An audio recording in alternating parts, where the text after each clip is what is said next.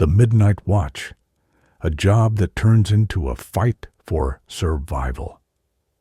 Jake Sullivan was just a regular guy working as a security guard on the night shift at the old Brampton building. The place used to be full of people during the day, but now it was empty except for Jake. His job was simple: walk around, check the cameras, and make sure nothing strange happened. But Jake had no idea that tonight would be the most terrifying night of his life. It was a little after midnight when Jake started his first round. The halls were silent. The only sound was the soft buzz of the lights overhead. As he walked past some empty offices, Jake couldn't shake the feeling that someone was watching him. He stopped and looked back, but the hallway was empty. He laughed it off, thinking he was just being paranoid. As he continued, his radio suddenly crackled.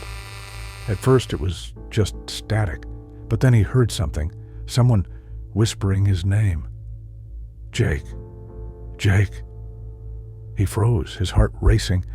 He tried to respond, but all he got was more static. Then the voice came again, clearer this time. Help me, Jake. Jake's pulse quickened as he looked around, but no one was there. He quickly checked the security cameras, but every room and hallway was empty. He was all alone, or so he thought. Trying to shake off the fear, Jake continued his patrol.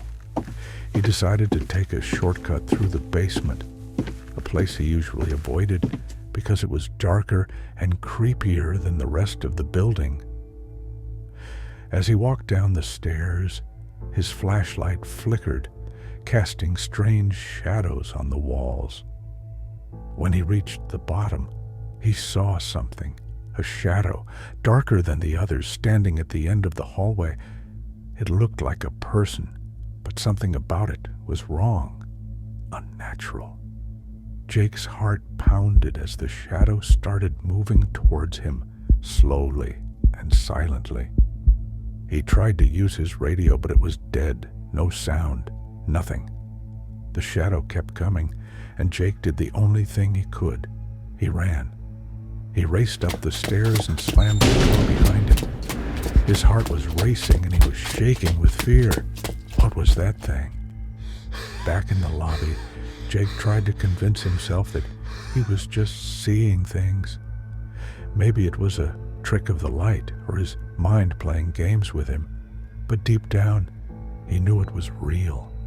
He checked the cameras again, hoping to see nothing, but what he saw made his blood run cold.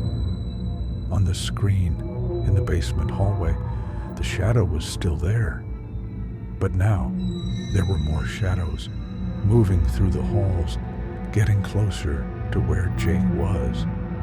They were everywhere, creeping through the building. Jake's panic grew as he realized he was trapped. He grabbed his flashlight and ran to the exit, but the door wouldn't open. It was as if something was holding it shut. He turned back to the monitors and saw something that made his heart stop. One of the shadows was in the lobby, right outside the door. Jake's mind raced as he tried to think of a way out, but the shadows were closing in. He could hear them now, whispering his name, calling out to him, taunting him. Desperate, Jake aimed his flashlight at the door. The light flickered weakly, but it was enough to keep the shadow away, for now. But Jake knew the flashlight wouldn't last much longer. The battery was dying, and so was his hope.